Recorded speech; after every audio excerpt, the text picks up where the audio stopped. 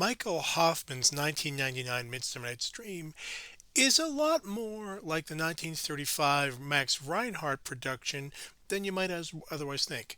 This is also a production that's very, very interested in casting stars, a group of stars mostly known in Hollywood with a sprinkling of classically trained British actors. And those stars range from people who have great expertise in Shakespeare's language or who are surprisingly good at it, and to people who are largely challenged by it. This is a standard thing we will see in American Shakespeare films. Some of the Hollywood actors really can do this, and some others like just really wish this language were not poetry at all. So if I were to say one thing about this Midsummer Night's Dream, I would say it very much fits in a particular microgenre from its time. It is a classic 1990s independent movie.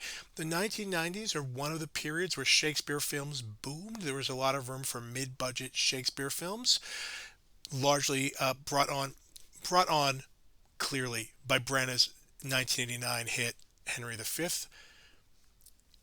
Because after that movie, there were lots of Shakespeare productions in film. For a while, Hollywood would give a middle budget. This is back when Hollywood had mid-budget movies, especially through independent film studios who would make the movies on their own and go to a distributor. This movie is a classic one of that type, and it looks like others of that type. You may hear some music that seems familiar to you. Hoffman is also using some of the Mendelssohn score, and ask yourself which bits he uses, where he uses it, and how strategically he uses it, along with a bunch of 19th century Italian opera.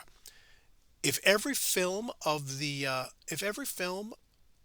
Midsummer Night's Dream has to decide what to do with the day world of the Athenians and the night world of the fairies, this play has really decided to put a lot of its chips down on the daytime world. That the biggest thing that's thought through is the setting of Monte Athena, only called that in title cards.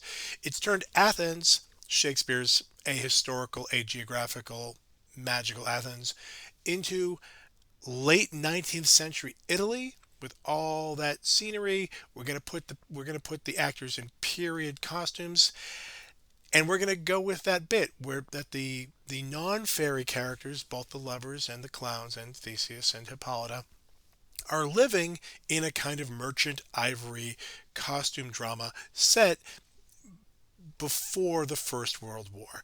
Oh, the new technology is the bicycle. We have gramophones.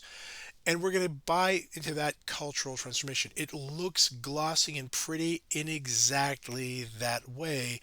And that scenery is designed to send a lot of coded signals familiar to its audience, especially circa 1989, about like, yeah, this is a sunny romp, like lovely, lovely Italy, where a place English speakers have two sets of fantasies about Italy. The one that you'll see more in a Shakespeare film is what a lovely place for idyllic romance. It's all carefree there.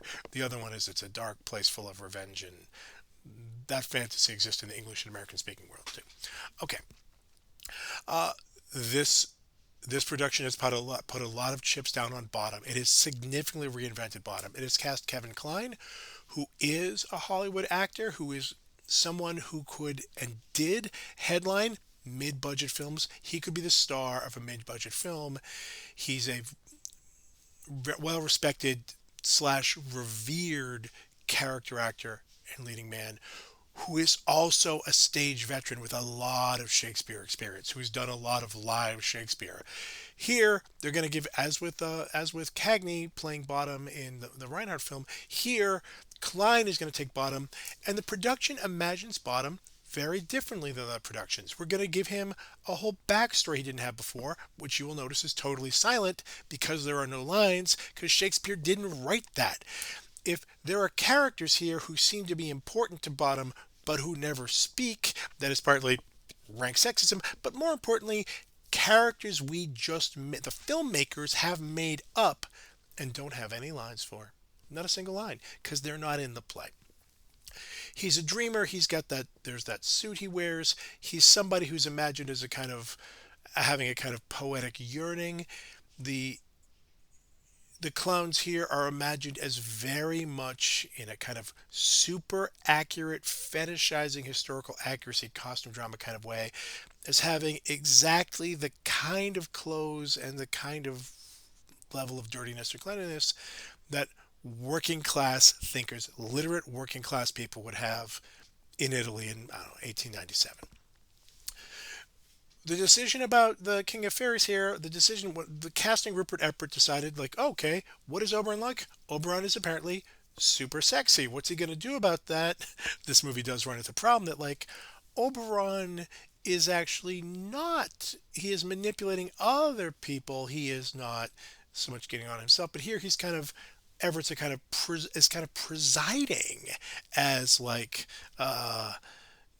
King of Sexitude, while it's the other characters who are having the romantic adventures and misadventures. We decided Puck is somebody who's very close to 40. It's the also very respected film actor Stanley Tucci with a couple little horns on his head is going to play a different, more grown up supernatural figure. The fairy world of the play is perhaps less originally imagined. It is a little bit off the cuff, I think. But this movie is also very much like a lot of films thinking about other movies in the genres, in the genres that it's imitating. Like, is this a Shakespeare movie? Well, what kind of movie is it? It's a 90s art house costume drama. This is a movie that we could aim at people who are a little bit older. Young people are free. The college educated tape background will like this. This is a straight up middle brow. Did you hear about it at NPR? Indie film kind of thing. And like a lot of those films, it's meant to look pretty. There's a lot of prettiness everywhere. I will also point out I am inaccurately titling it. It is technically called William Shakespeare's A Midsummer Night's Dream, to as opposed to whose? As opposed to Ernest Borgnine's Midsummer Night's Dream, as opposed to Henrik Ibsen's Midsummer Night's Dream, which is much more depressing, frankly. But there you have it.